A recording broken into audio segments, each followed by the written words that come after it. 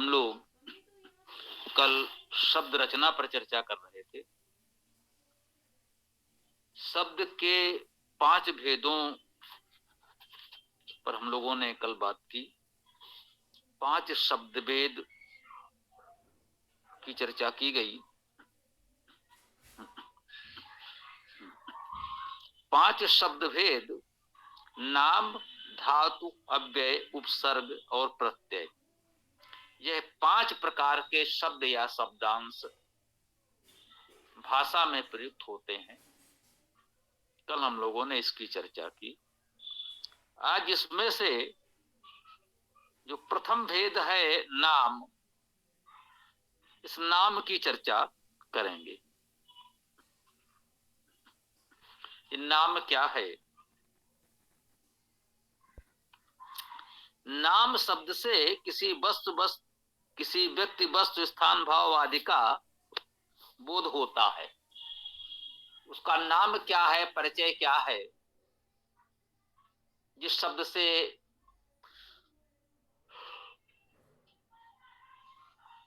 यह बोध होता है उसे नाम कहते हैं। जैसे हमारा आपका सबका कुछ ना कुछ व्यक्तिगत नाम है, उस शब्द से हम कह सकते हैं कि हम इस व्यक्ति की बात कर रहे हैं।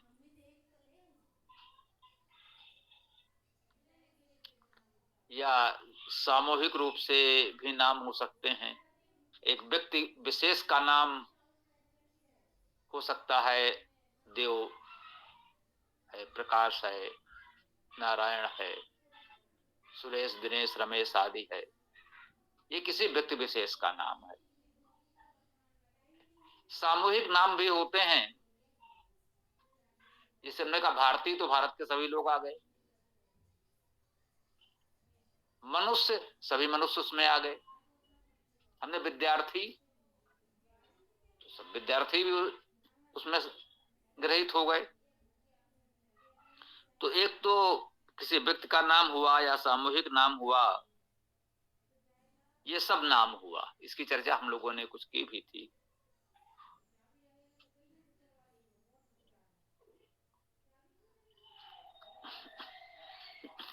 यह भी सत्य है कि भाषा में सर्वाधिक नाम शब्द ही होते। अब नाम शब्दों के भी 5 उपभेद होते। नाम शब्द भी 5 प्रकार के। अभी हमने जाना कि शब्द 5 प्रकार के हैं, शब्दों के 5 भेद होते हैं। उनमें पहला नाम है। नाम, धातु, अव्यय, उपसर्ग, निपात, ये 5 प्रकार के तो शब्द हुए। इनमें जो पहला नाम है, ये भी 5 प्रकार का है। संज्ञा, विशेषण, सर्वनाम, संख्या और क्रमवाची शब्द होते हैं। कह सकते हैं हमने 5-5 के रूप में प्रस्तुत करने का प्रयास किया है। संज्ञा, जैसा कि हमने कहा किसी व्यक्ति का नाम है तो वो व्यक्तिवाची संज्ञा। सामूहिक रूप से किसी की बात की जा रही है, जैसा हमने कहा भारतीय, विद्यार्थी, सैनिक आदि। तो एक शब्द से बहुत से लोगों का बोध हो रहा है, परंतु वह भी उस समूह के लोगों की संज्ञा है या संपूर्ण समूह की। अब संज्ञा क्या है, जरा विचार करें शब्द की दृष्टि से। सम उपसर्ग है सम्यक रूपेण, ज्ञा का अर्थ है जानना। सम्यक रूप से जिस शब्द से उसे जाना जा सके वो उसकी संज्ञा। तो आपकी संज्ञा क्या है, आपका नाम, परिचय क्या है, वही भाव होता है। अब है विशेषण, जो किसी की विशेषता बताए वो विशेषण। बालक संज्ञा है। आपका नाम, उस बालक का नाम हमने कुछ भी लिया, हमने कहा भाई उस बालक का नाम देव प्रकाश है, ठीक। हमने कहा देव प्रकाश सुंदर बालक है, मेधावी छात्र है। तो इस सुंदर या मेधावी जो हमने कहा, ये उसका विशेषण हो गया, उसकी विशेषता बता रहा, तो ये विशेषण हो गया। इसमें विशेष बात और हमें यह समझना है कि संज्ञा और विशेषण एक ही होता है। अलग अलग शब्द भेद में हमने रखा है। वो संज्ञा है, उसका विशेषण बताने वाला शब्द विशेषण है। दोनों एक कैसे होते हैं ये समझना। एक ही शब्द संज्ञा भी हो सकता है और विशेषण भी। सुंदर किसी का नाम भी हो सकता है और वह सुंदर है, ये उसका विशेषण है।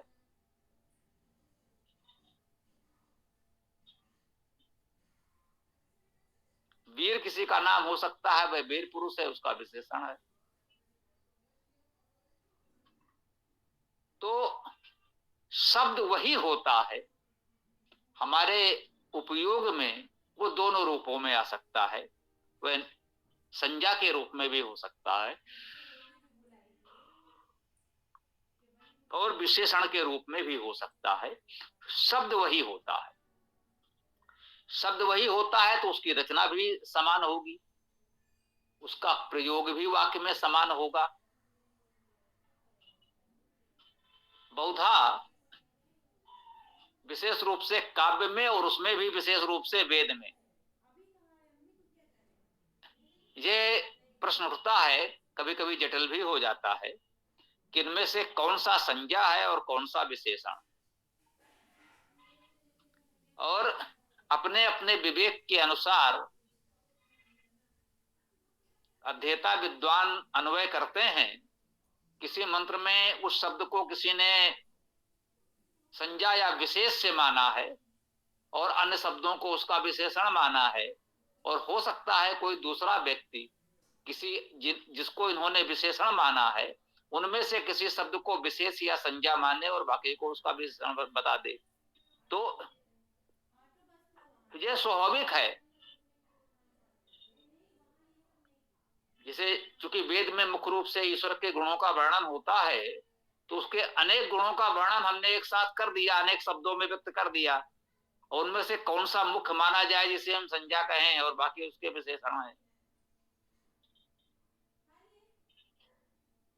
अग्निम यमम मात्र स्वान माहु,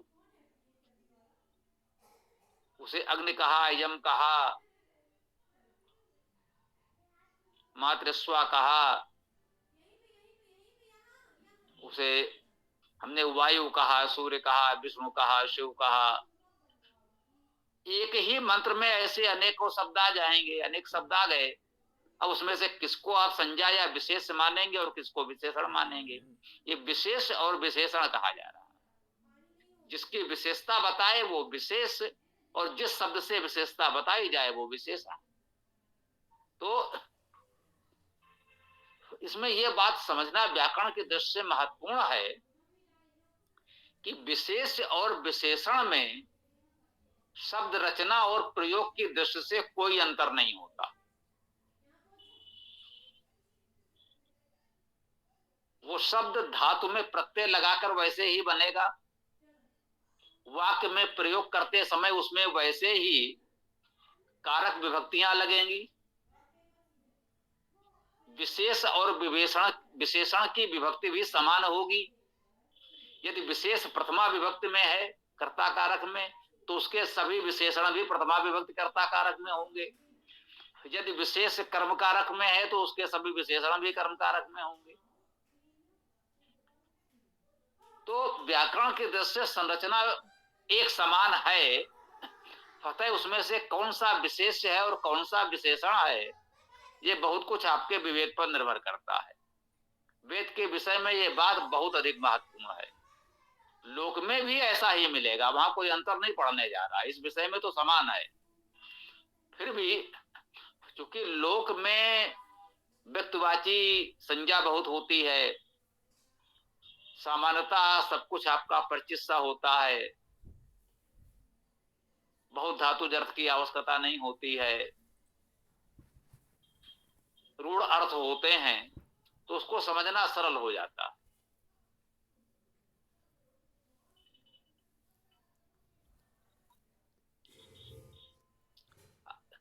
वेद में यदि हमने कह दिया राम वीर पुरुष है तो राम वीर पुरुष तीनों कि विभक्तियां एक समान होंगी। रामः वीरः पुरुषः लिखा होगा, अगर कर्म कारक में ले जाएंगे तो रामम वीरम पुरुषम कहेंगे, तृतीया में कहेंगे तो रामेण वीरेण पुरुषेण कहेंगे। तो ये बिल्कुल एक समान होगा। अब ये अर्थ करने वाले पर निर्भर है कि वो कहेगा कि नहीं इसमें पुरुष विशेष है, ये परमेश्वर को यहाँ पुरुष नाम से कहा गया है, और कहा जाएगा कि वो जो पुरुष परमेश्वर है वो राम अर्थात सब में रमने वाला है और वीर अर्थात पराक्रमी भी है। दूसरा कहेगा इसमें उसे राम जो सब में रमा हुआ है वो राम परमेश्वर विशेष से है, और वह वीर भी है और पुरुष अग्रणी भी है। तीसरा कहेगा एक सैनिक उसकी आराधना उपासना स्तुति कर रहा है तो उसको वीर नाम से संबोधित कर रहा है। इसमें परमेश्वर का मुख्य उल्लेख विशेष वीर के रूप में हुआ है कि हे वीर, उस परमेश्वर को वीर कहा जा रहा है और कह रहे हैं हे वीर तुम सर्वत्र रमे हुए हो इसलिए राम भी हो, अग्रणी हो इसलिए पुरुष भी कहा जा रहा है। तो तीनों ही शब्दों को विशेष या विशेषण कहा जा सकता है वेद में। यह अर्थ करने वाले के विवेक भावना पर निर्भर है। तीनों ही सत्य है, आप किसी को असत्य नहीं कह सकते, इसको शुद्ध उसको अशुद्ध नहीं कह सकते, सब ठीक है। अब लोक में यदि आप रामायण पढ़ रहे हैं तो आपको पता है कि उसका मुख्य पात्र राम एक व्यक्ति है, दशरथ का पुत्र है, अयोध्या का राजकुमार है, तो वही विशेष से है। वीर और पुरुष उसी के विशेषण हैं। लोक में तो ये निश्चित है। वेद में यदि यही शब्द ज्यों का त्यों आ जाए तो वहां इतना निश्चित कुछ नहीं है, वहां तो तीनों संभावनाएं समान है। तो ये बात जानना बहुत अधिक महत्वपूर्ण है, विशेष रूप से वेद मंत्रों का अर्थ करते समय। ये तीनों ही समान रूप से सत्य हैं, शुद्ध हैं, इसमें कोई भी असत्य या अशुद्ध नहीं होगा। तो हमने जाना संज्ञा और विशेषण दोनों एक समान होते हैं। ये सारे शब्द धातुओं से बनते हैं, अर्थात इनमें कोई ना कोई धातु होगी और धातु में कोई प्रत्यय लगेगा तब वो शब्द बनेगा, और वाक्य में प्रयोग होगा तो उसमें कोई विभक्ति भी लग जाएगी, कारक विभक्ति लग जाएगी, कोई ना कोई कर्ता कर्म करण आदि कोई विभक्ति लग जाएगी। तो संज्ञा और विशेषण तीनों का एक बिल्कुल समान रचना और लक्षण है। अब तीसरा विभाग है सर्वनाम। सर्वनाम शब्द ही बता रहा है ये तो सबका नाम है। नाम में तो था कि भाई ये किसका नाम है, ये सर्वनाम शब्द जो होते हैं, शब्द तो एक ही है और वही सबका नाम एक साथ है। वही शब्द हमारे लिए और वही शब्द आपके लिए, वही शब्द किसी अन्य के लिए। शब्द वही रहेगा, किसको कहा जा रहा है वो प्रसंग के अनुसार परिवर्तित होता रहेगा। हमने कहा तुम या आप, तो आप हमने संबोधित किया तो आप इतने लोग हैं, इतने लोगों में से हम किसी को भी संबोधित कर रहे हैं आप। इनसे कहा तो भी आप, उनसे कहा तो भी आप, उनसे कहा तो भी आप। हमने कहा यह बालक, जिस बालक के लिए भी कहना होगा हम कहेंगे यह बालक, या वह बालक, वह विद्यार्थी, वह सैनिक। तुम यह सैनिक कहें या वह सैनिक कहें, ये सभी के लिए है। हम सैनिक के लिए कहें, विद्यार्थी के लिए कहें, अध्यापक के लिए कहें, मित्र के लिए कहें, किसी के लिए भी कहें, यह वह आप तुम, ये ऐसे शब्द हैं जो सभी के लिए प्रयोग हो सकते हैं, इसलिए इनको सर्वनाम कहते हैं। ये सबका नाम है, शब्द वही है और सबका नाम, सबका परिचय, सबका पहचान है। वो किसी एक के साथ रूढ़ नहीं है कि ये तो इनके, जैसे विद्यार्थी भी कहा तो केवल विद्यार्थी के लिए कह सकते हैं, अध्यापक के लिए अलग शब्द अध्यापक होगा। तो यहाँ विद्यार्थी को भी हम आप कहेंगे, तुम कहेंगे, और अध्यापक के लिए भी वही कहेंगे, कोई अंतर नहीं है। तो इसलिए इसको सर्वनाम कहते हैं। इसे आप चाहें तो संकेतवाची कह सकते हैं, ये मैं कह रहा हूं, कोई असहमत हो सकता है कि ये शब्द क्यों दिया जा रहा है। सर्वनाम में संकेतों से बात की जाती है, यह है, वह है, यहाँ वहां, तुम, आप, मैं, मेरा, तुम्हारा। तो यहाँ सब कुछ संकेतों में जो बात की जा रही है, इसलिए इसका प्रयोग बहुत व्यापक है, एक ही शब्द किसी के लिए भी कहा जा सकता है। जिससे हमने कहा संज्ञा और विशेषण तो एक समान है पूर्णता। सर्वनाम में थोड़ा सा अंतर यही हुआ कि एक तो संकेतों में बात हो रही तो ये सबके लिए आएंगे, इसमें विशेषण और विशेष खोजने की कोई समस्या नहीं है। एक बात तो ये स्पष्ट है। दूसरा मुख्य अंतर यह है कि सर्वनाम शब्द धातुज नहीं होते, इनमें कोई धातु नहीं होती। संज्ञा और विशेषण शब्द धातुज ही होंगे, वो किसी न किसी धातु से बने होंगे, उसमें धातु होना अनिवार्य है, आप धातु खोज करके ही अर्थ कर पाएंगे। सर्वनाम शब्दों में किसी धातु की आवश्यकता नहीं है, यह, वह, यहाँ वहां, मैं, तुम, आप, वे, इसमें कोई धातु नहीं होगी, कोई आवश्यकता नहीं है। इनके अर्थ निश्चित है, जो भी है तो है। अहम, मैं, त्वम, तुम, भवान, आप, सह, वह, ते, वे, तो इन शब्दों के अर्थ निश्चित हैं। इसमें विद्वानों में कभी कोई मतभेद नहीं होता कि वो कोई कहे कि नहीं इसका अर्थ ये नहीं ये होगा। सामान्य से शब्द हैं, थोड़े से शब्द हैं, और इनके अर्थ पूर्णता निश्चित है। तो आप चाहें तो इन्हें एक प्रकार से अव्यय भी मान सकते हैं। अव्यय मानकर यदि इन शब्दों के अर्थ आप कंठस्थ कर लें तो समस्या समाप्त। सर्वनाम की बात ये हो गई है, तो ये नाम के भेद सारे लक्षण नाम के मिलेंगे, उसका जो उपयोग है वो नाम की तरह ही है, सर्वनाम है, सबका नाम है। इसमें विभक्तियां भी होती हैं, वही जो संज्ञा विशेषण में होती हैं, वही कारक विभक्तियां सर्वनाम में भी होती हैं। फिर भी हमने कहा कि यदि विभक्तियों का प्रयोग अहम और त्वम, जिसे युवाम भी कह सकते हैं आप, तो इसमें विभक्तियों के प्रयोग में थोड़ी कठिनता हो सकती है, आप शब्दार्थ के रूप में कंठस्थ कर लीजिए, सरल पड़ेगा। अब विभक्तियों का प्रयोग मत सीखिए, रूप की ओर, रूप रटने की ओर ध्यान मत दीजिए, इनको अव्यय मानकर शब्दार्थ के रूप में स्मरण कर लें। अहम, मैं, मम, मेरा, तुम, तुम, त्वाम, तुमको, तो शब्दार्थ ही यदि हम लोग स्मरण कर लें तो अधिक उपयुक्त और सरल होगा। जिसको जो सुविधा हो, हमने एक अपना विचार रखा किस तरह से करने में हमको सुविधा होती है, किसी को किसी और तरीके से सुविधा हो तो वो तरीका अपना सकता है, स्वतंत्र है आप। तो सर्वनाम है एक नाम ही, परंतु विभक्तियां भी हैं, परंतु शब्दार्थ के रूप में आप इसे अव्यय मानकर भी अगर सीख लेंगे तो भी पूरी तरह से आप इसका सदुपयोग कर सकते हैं। इसके पश्चात चतुर्थ इसका विभाग है, नाम शब्द विभाग, वो है संख्या। संख्या शब्द से हम सब परिचित हैं, 1 2 3 4 अनंत तक, ये सभी संख्याएं हैं। जब कोई विशेष संख्या का बोध कराएगा शब्द तो संख्या है, एकम द्वि त्रि चतु आदि आदि, ये सब संख्याएं हैं। तो संख्याओं को भी सर्वनाम के समान ही आप मान ले। सर्वनाम और संख्याओं का लक्षण बहुत कुछ एक समान है तो नाम ये भी तो स्वाभाविक है। सर्वनाम में ही कोई धातु नहीं है तो संख्या में भी नहीं होगी, संख्या में भी कोई धातु नहीं है। द्वि, दो है तो है, अब उसके लिए कोई और धातु खोजने की आवश्यकता नहीं है। तो इस रूप में इसे आप अव्यय भी कह सकते हैं, इसमें कोई धातु नहीं होती है, शब्दों के अर्थ निश्चित होते हैं।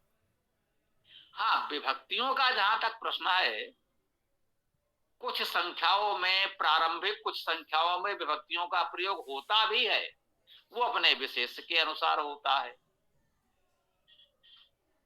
हम 3 बालक कहेंगे तो 3 बालक के साथ जाएगा, बालक में जो विभक्ति होगी वही 3 में लगानी होगी। त्रिभी देवे भी तीन देवों द्वारा, तो भी अगर देव में है तो त्रि में भी है, तृतीया बहुवचन है तो है। तो जो भी है, जो भी विभक्त उसके विशेष में है, वही उस संख्या में होगी जिसकी संख्या बताई जा रही है। तो कह सकते हैं संख्या शब्द एक प्रकार के विशेषण होते हैं। जिसकी संख्या बता रहे हैं ये उसका विशेषण है कि भाई विद्यार्थी कितने हैं, 3, सैनिक कितने हैं, 5। तो जिसकी संख्या बताई जा रही है उसमें जो भी विभक्ति लगेगी वही उस संख्या में भी लग जाएगी। लेकिन ये संख्या में विभक्त लगने की बात प्रारंभिक कुछ संख्याओं में ही है, 1 2 3 4। धीरे धीरे ये सब समाप्त हो जाता है, बड़ी संख्याओं में विभक्तियां वगैरह नहीं लगती, तो सीधे सीधे संख्या का प्रयोग भी कर देते हैं। अब देखिए, हम आपको बहुत सूक्ष्मता से वहां बताने नहीं जा रहे हैं कि साहब 1 2 3 संख्याओं में ऐसे ऐसे विभक्तियां लगेंगी, 4 में ऐसे लगेगी, 5 लगेगी, 6 में लगेगी कि नहीं लगेगी। अभी आप एक सहज भाव से समझते जाइए। अब इसको ये भी कह सकते हैं कि जब हम ये देख रहे हैं कि संख्याओं में विभक्तियां कुछ ही लगती हैं, अधिकांश में तो नहीं ही लगती हैं, मत लगाइए किसी में, अर्थ में तो कोई अंतर नहीं पड़ेगा ना। इसलिए हमने इसको सरल संस्कृत व्याकरण कहा है, सरल वैदिक संस्कृत व्याकरण कहा है, जो हम लोग कक्षा चला रहे हैं। भाषा का उद्देश्य यही तो है कि हमारी बात आप तक स्पष्ट रूप से पहुंच जाए। संख्या स्पष्ट है होगा तो विशेषण ही, तो जो विशेष के साथ विभक्ति है वही लगती है, कुछ में लगती है, अधिकतर में नहीं लगती है। अरे आप किसी में मत लगाइए तो भी चलेगा, और आपको लगता है कि हाँ हम विभक्ति लगा सकते हैं, कोई समस्या नहीं है, तो लगा दीजिए तो भी ठीक है। इसी को हम कहते हैं बहुलम छंदस, वेद में बहुलता है, विभाषा है, बहुत से स्वीकार्य हैं। अब ये मत पूछिएगा कि संख्या में विभक्ति लगाएं या न लगाएं, ये किस सूत्र में किस व्याकरणाचार्य ने बताया है। मुख्य बात यह है जो प्राचीनतम भाषा, प्राचीनतम साहित्य वेद है, उसमें ऐसे बहुत से विभाषा अर्थात विकल्प स्वीकार्य हैं। ये भी ठीक है और वो भी ठीक है, तो सहजता सरलता के लिए ये भी हम स्वीकार करना। जैसे हमने कहा विभक्तियों में, अब वहां भी की विभक्ति देव में भी लग जाएगी, गुरु में भी लग जाएगी, लौकिक संस्कृत में देव के साथ देवई होगा, देवे भी नहीं होगा। अरे भाई क्यों नहीं होगा, वेद में होता है, तो अब आप भी लगाइए। हो सकता है उस काल में किसी क्षेत्र विशेष में जो संस्कृत भाषा बोली जाती हो, वहां देवे भी जने भी जैसे बोलने में प्रयोग ना होते हो, तो वहां के व्याकरणाचार्य ने लिख दिया कि भाई हम लोग जो यहाँ भाषा बोलते हैं उसमें ऐसा होता है, ऐसा नहीं होता है। उसने ठीक किया। आवश्यक तो नहीं कि उसको आज भी हम चाहे जहां हो चाहे जैसे हो, आज अभ्यास में तो संस्कृत किसी के नहीं है, सबको सीखनी है, तो जो सरलतम रूप है उसका प्रयोग कर लीजिए, कोई समस्या नहीं आएगी। ये हमारा अपना विचार है, कोई इससे असहमत हो सकता है, हम स्पष्ट कह रहे हैं, इस पर हम कोई शास्त्रार्थ नहीं करेंगे। हमने अपना विचार दिया, आपको अच्छा लगे स्वीकार कर लीजिए, ना अच्छा लगे छोड़ दीजिए, वो आपकी इच्छा है। ठीक है, तो ये बात हो गई संख्या की।